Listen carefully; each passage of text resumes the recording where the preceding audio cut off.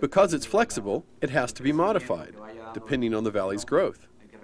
We need to remember that the institution is young. And because it is young, it will keep growing, and the laws will change as the years pass. The changes have come through our unity, because we look for solutions together. That's how we've gotten change. In these long-enduring systems, the irrigators themselves have become successful at monitoring and sanctioning the activities of the other irrigators. This brings up the fourth design principle. The fourth design principle relates to monitoring and the importance of someone paying attention to what is happening on the irrigation canal itself. Monitoring is the act of regulating an irrigation system by enforcing the rules through patrolling the canals, checking the locks, and so forth. Self-governing irrigation systems need monitoring done by farmers in their own irrigation system, who in turn answer to other farmers in that system. Before the bribing, the cheating, and all those negative social behaviors were predominant when the government was managing the system. And the present conditions, when the farmers are just managing the system, imposing their own rules, it is very clear that those negative social behaviors are practically non-present. Now it's not that way. Now, if someone breaks a padlock, he needs to pay for it.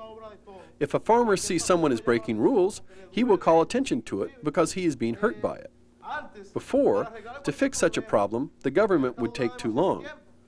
Now we prefer to maintain them in good condition than to be waiting for someone else to fix the problem. Most farmers are honest.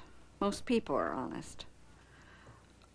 The problem is, however, if you've planted and the rains have not yet come, and your turn for water is not yet due for another 7 days, the absence of water could mean that a 5-year investment is ruined. The temptation in those circumstances to cheat is immense. Before,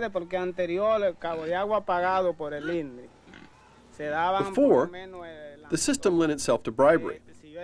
For example, if I was down there and I needed water, and so did another man, they would take my water away to give it to that man who was bribing him with $5 or $10. But now that we take care of our own business, who can cheat us? The majority of farmer-constructed irrigation systems are smaller in size. Thus, every farmer knows how much water he is entitled to, and what time of day or night he is going to get the water. Hence, it is easy to monitor each other. When the farmers in a system monitor themselves, it is more effective than when monitoring is done by outsiders. Probably the most difficult aspect of monitoring is punishing those who violate the rules. This leads us to the fifth design principle. The fifth design principle is graduated sanction, meaning that there are sanctions for rule infractions, but they start quite small and eventually become larger. In long-standing irrigation systems, the farmers enforce their own policies. This is one of the most difficult aspects of managing a successful self-governing irrigation system, but it can be done. Those members who do not conform to the rules need to have sanctions imposed on them. It is the intertwining of their own rules, built to their own system, constructed within their own culture, that enables farmers to overcome the constant temptations to shirk or engage in other kinds of opportunistic behavior. When someone takes advantage of others by slightly bending the truth, by making a promise and not keeping it, by shirking, by seeking special opportunity, all of these things could be put together under the rubric of opportunistic behavior. For example, someone comes in and says, I have $5, give me the water. I have to water tomorrow. And when you got there was none for you. That's the way we lived. When rules have been created by community, and someone from that community has the habit of breaking these rules, it is much easier to reprimand him and to tell him, stop, because you have participated in the making of these rules. Thus, it is useless to come and do things that are against yourself. Because before, people were running around loose like donkeys in the street, but not now. There's an organization about everything that needs to be done. It's a great thing. If they start to destroy the system or to break any rule, they will be, in a way, punished by a summon initially, but little by little the increase in the penalty will go up to the moment that he will not receive the water. If he doesn't receive the water, logically he won't have production. If he doesn't have production, it won't be any money for his family. Many self-governing systems assess small penalties on first-time offenders. In such systems, sanctions are graduated and may culminate in banishment. Any lack of fair, inexpensive arrangements for conflict resolution can undermine even long-standing irrigation systems. This brings up the need for the sixth design principle. The sixth design principle relates to conflict resolution mechanisms that are present and easily available. The procedures for resolving conflict in the past have involved machetes and fists.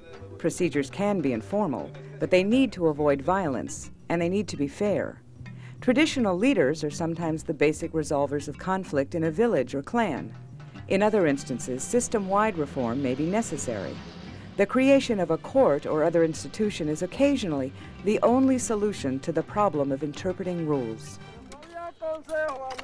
Many irrigation systems have a rule that all households should send one person for one day to help clean a canal.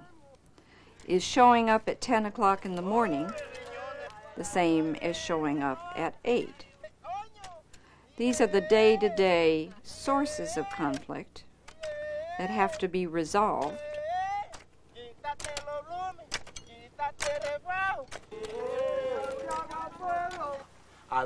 There were times when you had to fight. Not in a fight physically, but argue, talk harshly. Sometimes some would water twice, and the others wouldn't even water once. But now, if you pay, you get your water.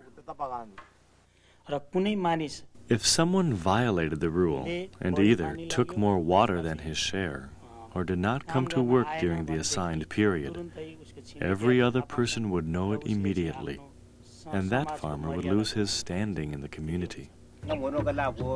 Some conflicts may escalate beyond the ability of those responsible for the monitoring of the system. These cases require resolution by outside judges, perceived as fair and impartial by all the parties of a conflict.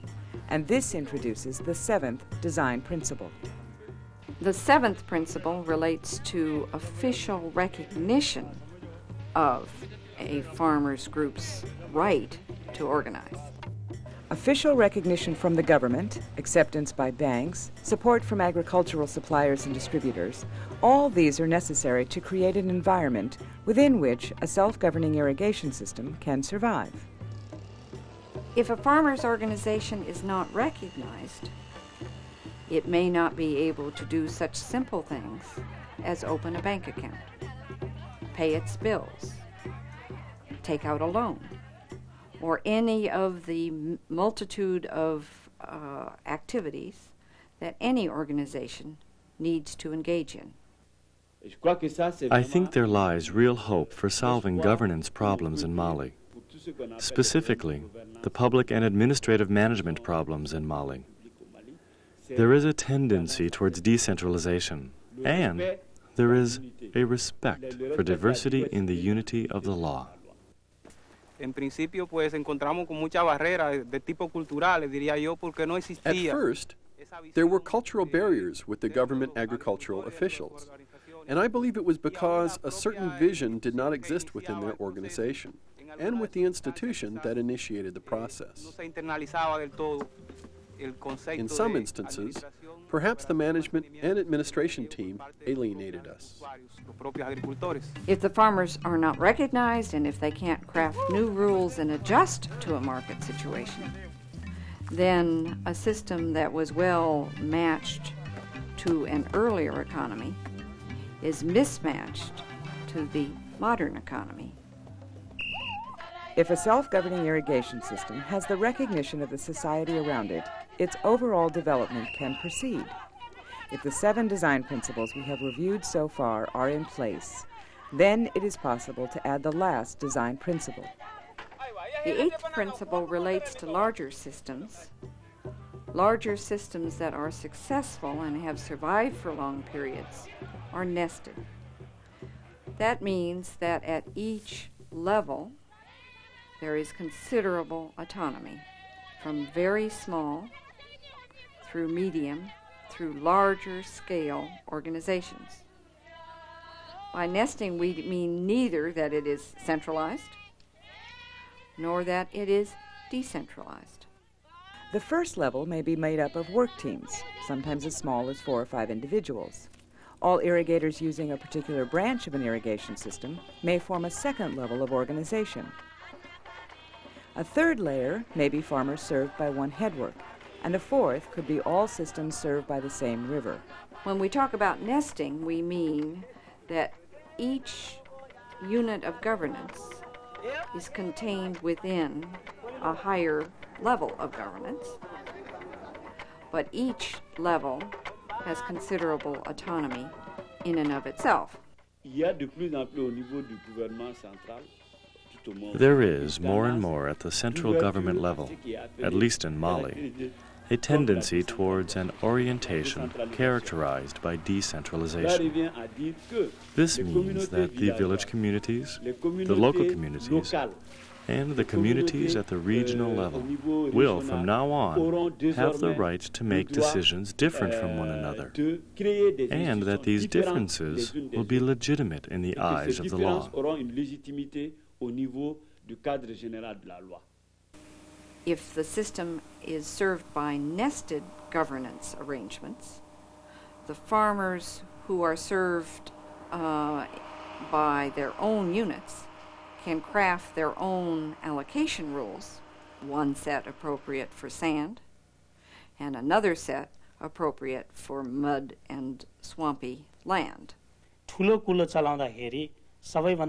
The most important point about maintaining larger systems is that the nested layers of organization will allow for an efficient functioning of the entire system.